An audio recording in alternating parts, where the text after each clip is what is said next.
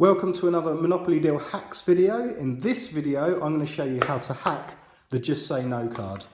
I'm going to show you tips and strategies and all the mistakes people make when using this card so you can beat them at Monopoly Deal.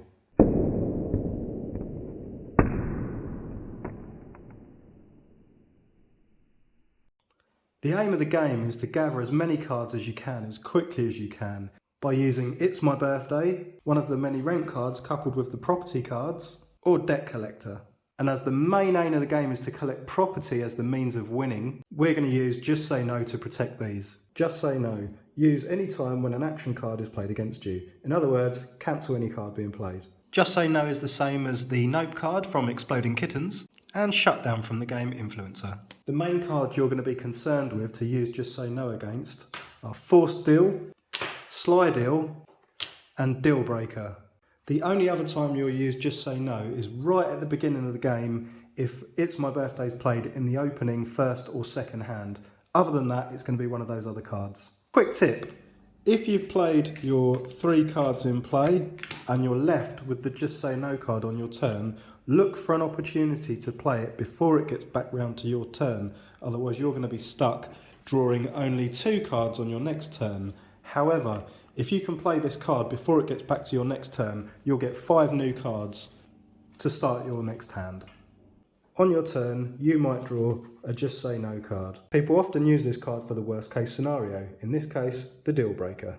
The problem is people expect it, so we're going to hack this expectation and use it in another means, and I'm going to show you why this is a mistake. Alternatively, if most of the Sly Deals and Forced Deals have been played into the discard pile, or you hold them in your own hand, you're going to be protecting your streets from the Deal Breaker, and I'll show you why or why not to use Just Say No in these circumstances.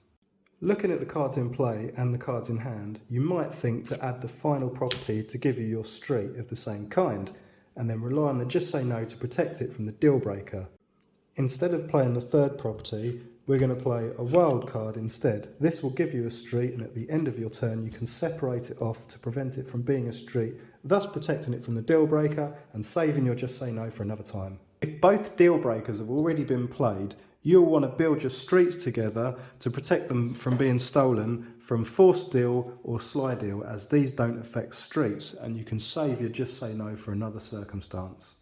Another mistake people make is using Just Say No in a situation where it's not really saving them at anything at all. If I was to use Debt Collector against player 4 would have to give me either a 5 million or 2 4 million.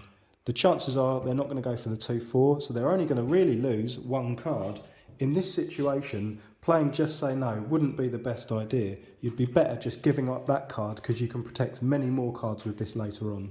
If I play Debt Collector against player 3, they're going to have to give me 2 of their cards for sure. So they may want to use it, or use it a bit later might be better. In the opening hand of the game is crucial, so you probably would lean towards using it.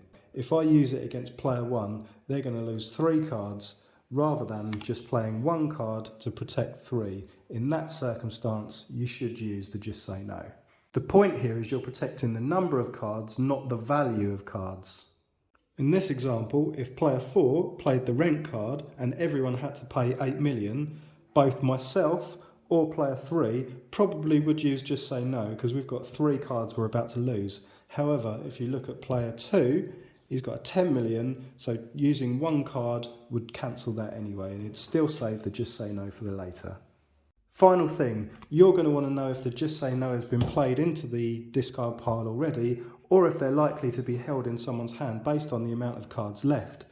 If you play a Just Say No, they could likely play a Just Say No as well, so measure that when you're considering these options.